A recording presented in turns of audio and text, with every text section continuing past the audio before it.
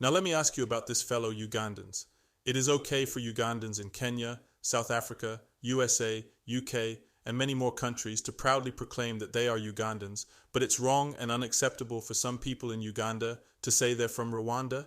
I've always paid enough attention to NUP and people power movements, and some of the things I realized are that most of those guys are driven by jealous, envy, and ignorance. We live in modern times where the entire world is mixed up. Every country has got some of its people in other countries who actually became citizens of those countries, and they can freely express their love and support for their motherlands.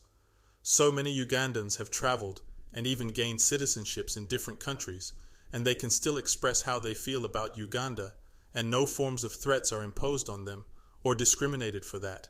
But it's a problem for Rwandans in Uganda, like really. This always goes back to identity politics played by activists on the radical opposition side, because first of all, not every Rwandan is a politician. Secondly, not every Rwandan is oppressing you. And thirdly, all problems in Uganda are not caused by Rwandans. But these radical ideologues don't see individuals, but group representatives. They don't accuse and condemn individuals who actually do wrong, but their entire tribe or group. Instead of picking out their individual oppressors, they go after the entire group and conclude that everyone in it is guilty. They've not stopped there. All Westerners are now guilty for the actions of the few individuals in power. They forget that all ordinary people are equally oppressed regardless of their tribes and groups, but they don't care about that. As long as you share a similar tribe or group with those in the oppressive regime, then you're one of the oppressors. Whoever disagrees with them is instantly labeled as Rwandan and thrown to the oppressor side. Actually being called a Rwandan is the new curse word in the political language of these so-called freedom fighters. Read the Constitution of Uganda, and you'll clearly understand who the actual Ugandans are. Read about the different ways one can be regarded as a citizen of Uganda. Just because an individual Rwandan stole from you doesn't mean that all Rwandans are thieves.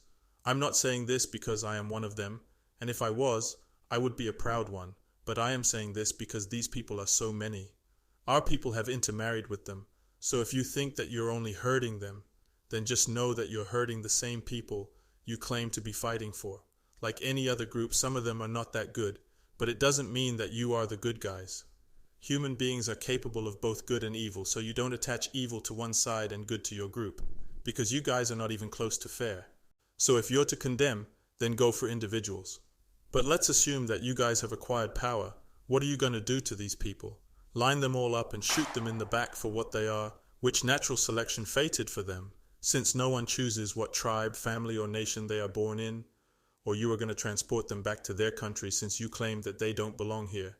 When you make such radical claims like you guys do, you give people a reason to find a safe place that will protect them or fight back. All citizens of Uganda, by birth, adoption, registration, and naturalization, have equal rights and freedoms in this country.